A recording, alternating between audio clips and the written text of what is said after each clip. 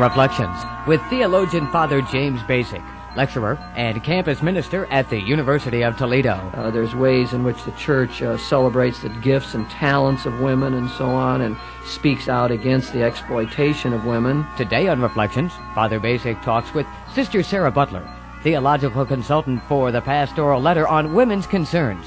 The topic of this week's Reflections is the Pastoral Letter on Women's Concerns, Partners in Personhood.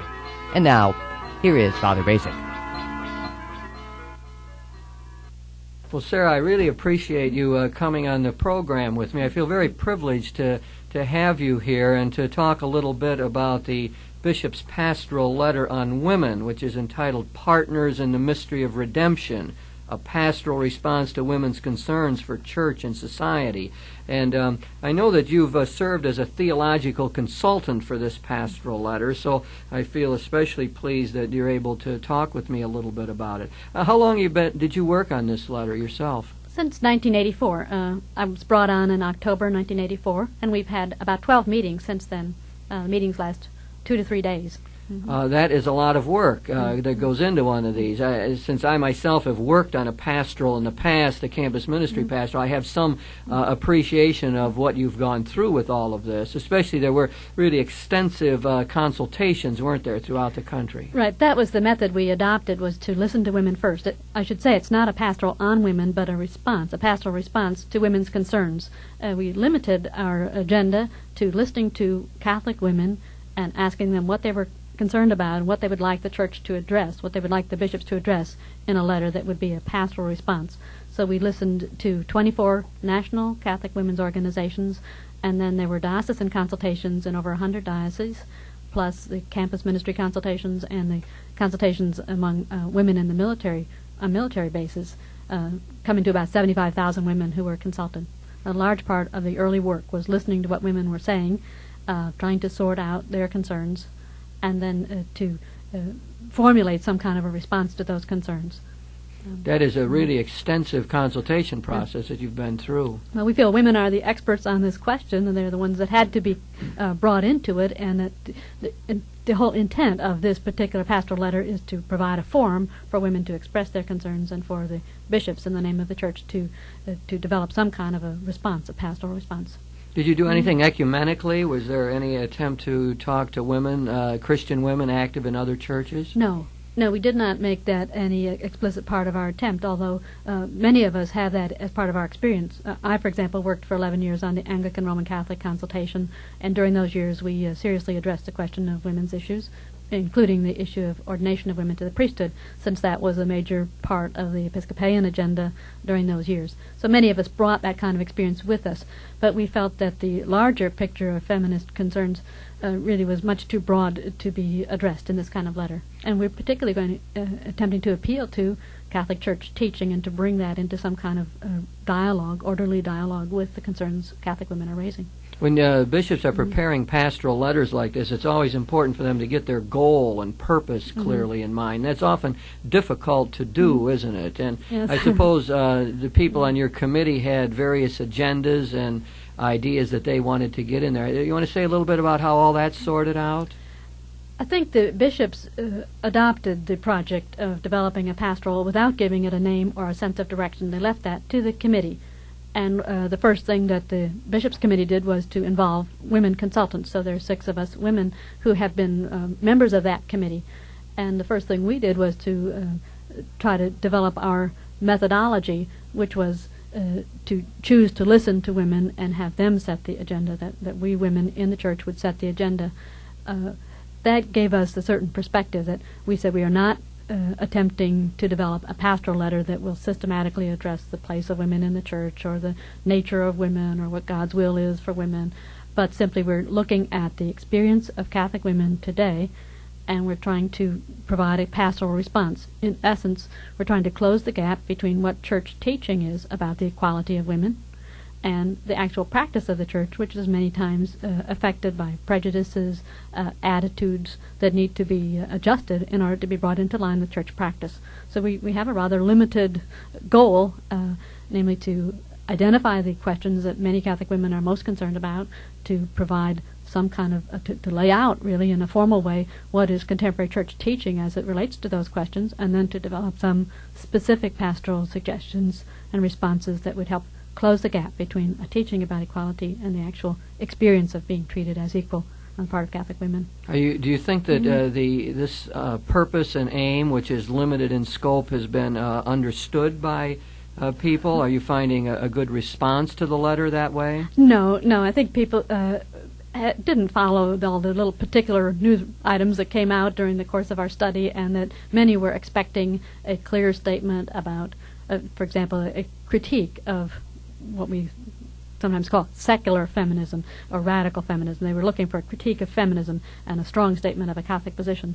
Others were expecting a critique of the church, specifically in terms of patriarchy, sexist attitudes, and policies that they perceived to be governing present church discipline or church, their experience as members of the church. So the expectation of what was going to come out of the pastoral letter is quite different from what we really attempted to do, and I think there will be another long dialogue. This is really just the first draft, it's an early draft. It was as far as we could go in terms of what the committee could come up with, and we realize it's going to have to be very seriously readjusted and interpreted and probably redirected before it would be prepared for final acceptance. I'm not even sure it will gain final acceptance, but I think the goal is to provide an forum for some kind of orderly discussion where women can speak to the bishops, and the bishops in turn could respond to women and to Catholic men, of course, to anybody who wants to get into this dialogue, but to have it a discussion in which all the cards are on the table and we can kind of deal with and hope to analyze the issues. Yeah, you'll have your work cut out for you yet, as you'll get responses from all over the country now based on this first draft that's out of this pastoral letter on dealing with women's concerns. I have to be careful how I say that, don't I? Yes. Because we don't want it to be a pastoral letter on women thinking that women are the problem, That's right? Exactly. But what we've got to do, we've got a pastoral letter dealing with women's concerns. And how the church's teaching and the Judeo-Christian tradition can shed some light on all of this. Now, you're going to get a lot of responses from around the country, and your committee will have to look at those, organize them, try to put that into some form, and no doubt then we'll draft a next statement. That's right. We expect the cutoff time for this present consultation to be December 1st. Then we're going to have a meeting in January at which we'll try to assess the responses. But we've already received many, many pages of response from individuals and groups, and we've had responses in different Catholic journals, and some very fine responses actually have come in. Good. Your role in this was as the theological consultant, right? Yes. And, I mean, that certainly is an important part of this. And one way of thinking about it is that there is some theological reflection that goes on in this document on the experience of women, both the positive and negative aspects of it. I would say that it's important to realize that a document like this is not going to break new ground in terms of theorizing or theological reflection, but we'll try to take advantage of the best that's already current. It would be inappropriate to use this as a launching pad for some kind of new theory. I think the challenge is to try to place in juxtaposition women's concerns as reported, negative and positive, type concerns about church life, as reported in this document, with current church teaching. Many women, for example, in my experience of this consultation, were unaware that the church teaches that women are equal with men. That was like news to them. Their experience somehow gave them another impression. So it's important that we've tried to line up contemporary church teaching, Vatican II and subsequent to that, and then to develop a pastoral response. But the kind of opportunity to theologize and to develop new theories is not really part of the work of this committee. I hope to do something of that my own, but I see that we cannot incorporate that because this ongoing dialogue is like a train. I mean, it's moving very fast, and something new is being published every couple of days. It'd be impossible to incorporate all of that into this type of a pastoral document. Yes. So you've well laid out for us, I think, the scope of the document, what it intends, and so on. Why don't we look a little bit at its content here? There is an introductory part. I guess part of what I get out of that is the bishops are trying to create a mood, what I'd call a dialogic mood. They're trying to indicate that they are willing to listen, that they they come on as dialogue partners in a way. I think in a way all the pastoral letters the bishops have done lately try to preserve that particular characteristic. They try to do that with the peace pastoral and the economics pastoral, and I think we see that same sort of mood or tone in this document as well. Even more than a mood, the actual structure of the letter is unique. Many people say it's not really a pastoral letter, it's more a report of a dialogue, but you'll notice that each chapter begins with what we've heard from the women in the consultations. First, voices of affirmation, or people who are happy to be Catholic women and want to tell what they feel is valuable to them about Catholic teaching on a particular topic. And then we have a section of women who have been distressed, and we've called it Voices of Alienation, although that isn't going over so well. People whose experience has been negative, responding on the problems that they see and what they would like to see changed. So that's the first section in terms of the dialogue. And then the second section of each chapter is laying out, let's say, contemporary Catholic Church teaching, and then the third section is the response of the bishops, in which they attempt to give their own personal pastoral response with some concrete suggestions. I think the format is very logical and clear, and I think it does stay within the intention of the document. So when we're talking in the first chapter, then, it talks about women as partners in personhood. I guess it is the more personal side of women's concerns. The other chapters are women in relationship, and then women in society, and women in the church.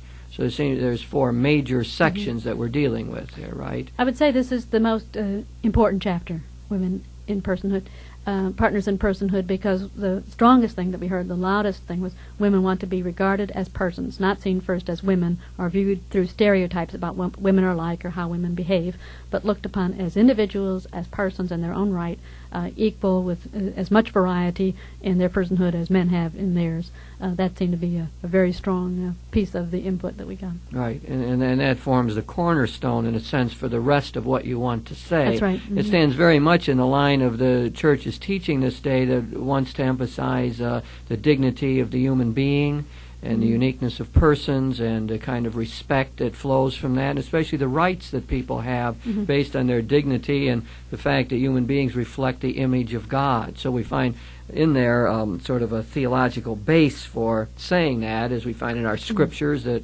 human beings are made in the image of God and that we are redeemed by Christ and have the Spirit within us. All of that helps to found or is a solid basis for this talk of equality and mutuality that we do find in the document. It's interesting to note that this has not been like a major topic of theological reflection in the Catholic Church much previous to the Second Vatican Council. It was introduced somewhat earlier by Pope John XXIII in 1963, speaking about it in the encyclical Pacem in Terris of women's rights. But then it came to the fore during the Second Vatican Council, but really didn't get momentum until the International Women's Year, 1975.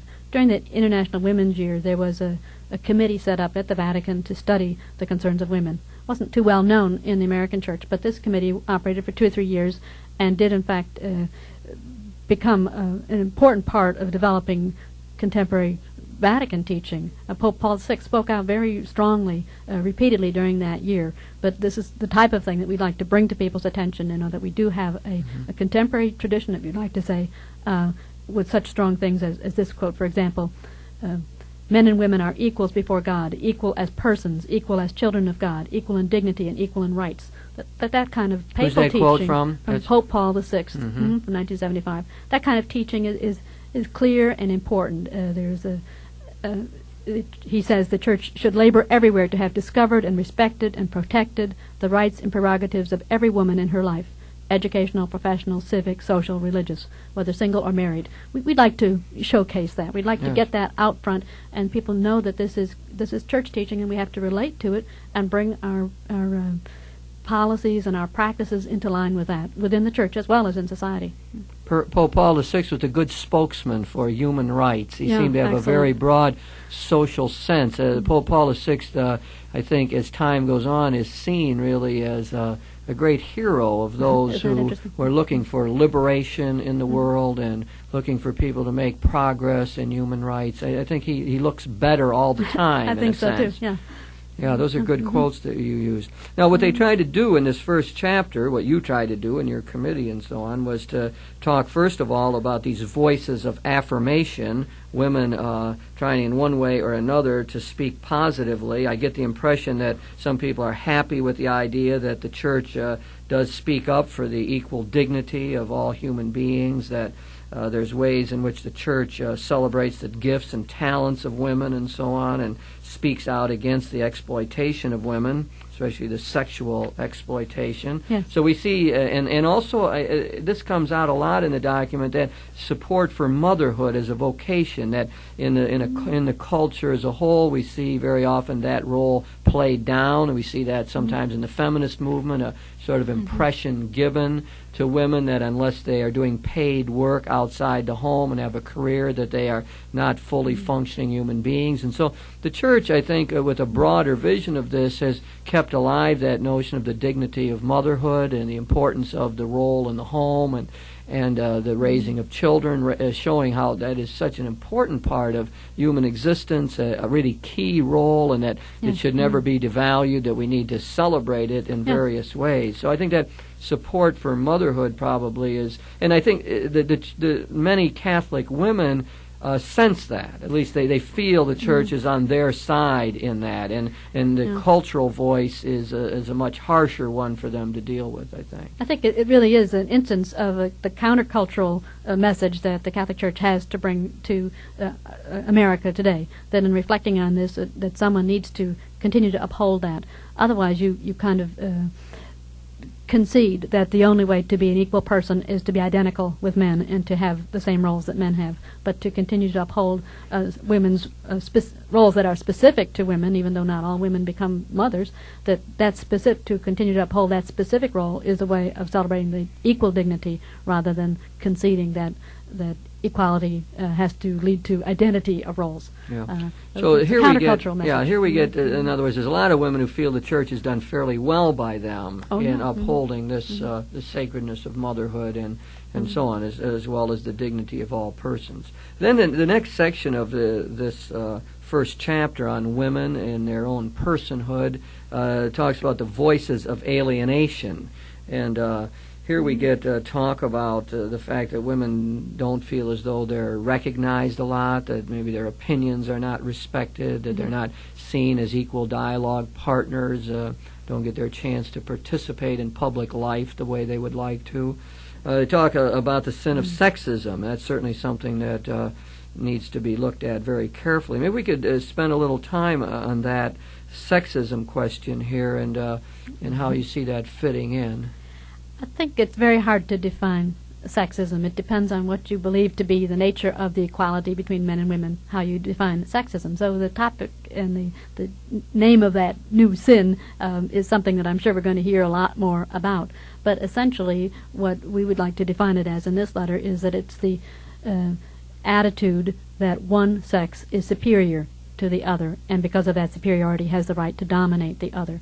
Now, for the most part, people would say that sexism works against women, so that you can see it as men dominating women, and our tradition appears to subscribe to that in many respects. But you can also reverse it and say that you could have reverse sexism. So we want to define it in a more neutral sense, that sexism is the belief that one sex is superior to the other, and that superiority provides or grants them the right to dominate. When we look at that, then we try to define what are sins of sexism, and it's a slippery issue, but generally it has to do with the attitudes, and these attitudes as they're enshrined in policies and practices, which exclude women from the human project, and which regard men as the real agents of history and work and activity, and women as rather the recipients, confined to the domestic sphere, private and personal things. They're very good at that, but not to be consulted about or involved in the larger public domain. When attitudes like that exclude women because of their sex, not because of their individual gifts or lack of them, but because of sex, then women tend to regard that as sexist, and they would like to develop a mode of thinking in which women are always included. Women to be included both in language, to be included in consultations, to be included in all realms of life, to be considered as persons who, because of their particular experience and equal dignity, have a right to speak a word on any topic that is of concern to the whole human family. Well, there's a quote in here they listed as being from the Archdiocese of Milwaukee. It said, women ask when they will be valued for their personal attributes without being relegated to specific sexual roles, virgin, mother, and, interestingly enough, temptress. And you see that theme, I think, come out here periodically, that women, part of the sexism is the stereotyping, and seeing women as assigned only these particular roles, instead of looking at them as persons with their own unique talents and gifts, that they must be pigeonholed. They're either the virgin, the mother, or, as it says here, the temptress. And each one of those is always a definition of women from the man's perspective. And that, of course, is our cultural heritage, that men have written the books, men have given the talks, men have been the ones who've had more education, traditionally have been inclined to define women as the other. So they always define women in terms of what is different about women from men. And that has the effect of making man or men normative. You know, the normative human being is the male, and then women are the other. And if they're regarded as the other, then they're defined not in terms of what they have in common, but in terms of what distinguishes them. That does an injustice to women. Then they're always somebody other. And being other, the second sex, is part of this discrimination that women are rising up against right now.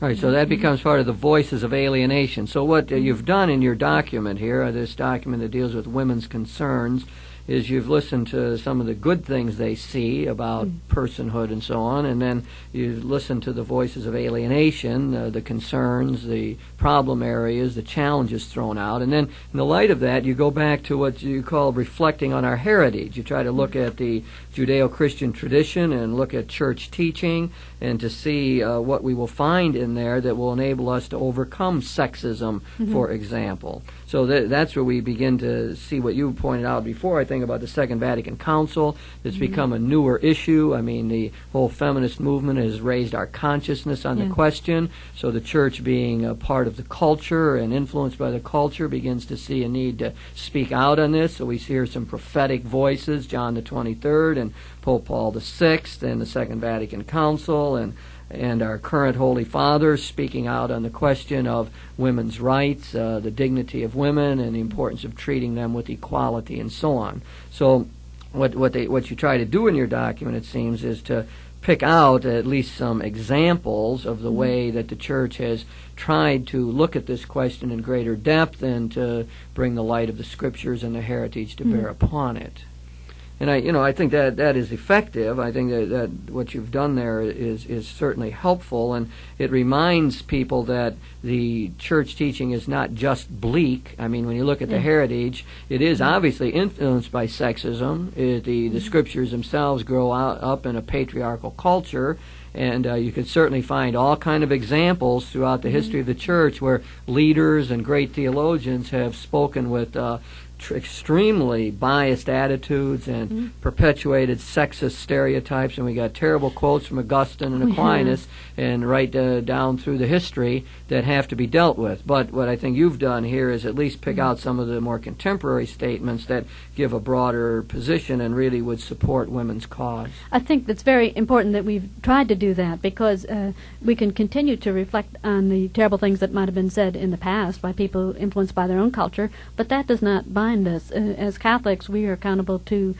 contemporary church teaching. That's the advantage of having a teaching authority in the church, and it is the contemporary word of the church that undergirds this document, and that's a lot more positive than many women have been led to believe. This has not been preached. It's not really even accessible unless you're very serious about looking it up. The papal documents that come out in something like Origins magazine, this is not available to most people, so women do not hear this preached. And we hope that by pulling it all together and making it readily accessible, not only women but bishops and pastors, people who are teachers, will see this and begin to pull together some of these ideas and speak a stronger word of encouragement to women about their basic equality and their dignity. There's a larger theological and biblical perspective here also, and that is the whole notion that we are redeemed by Christ, that sin is part of our world, both personal and social sin, but that Christ's grace helps us to overcome that.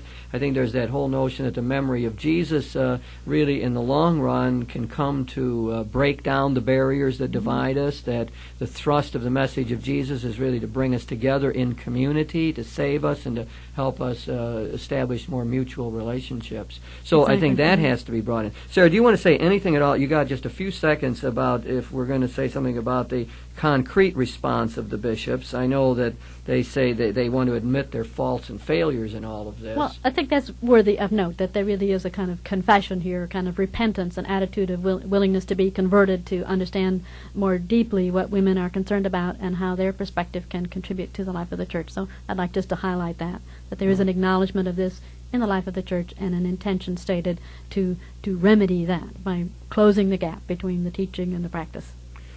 Good, Sarah. Well, that's very helpful. So what we've been trying to look at is this pastoral letter, Partners in the Mystery of Redemption, trying to respond to concerns of women. And we're trying to look at the first chapter where the bishops deal with partners in personhood, as they call it. And here we've seen listening to women's voices. Some things the Church does they're happy about. Other things that go on are very alienating for them. But the Church looks back at its heritage and says, well, in Christ we are all together and the Lord calls us to community. And so I think here we see a very positive thrust that could indeed help women to achieve their proper status in church and society.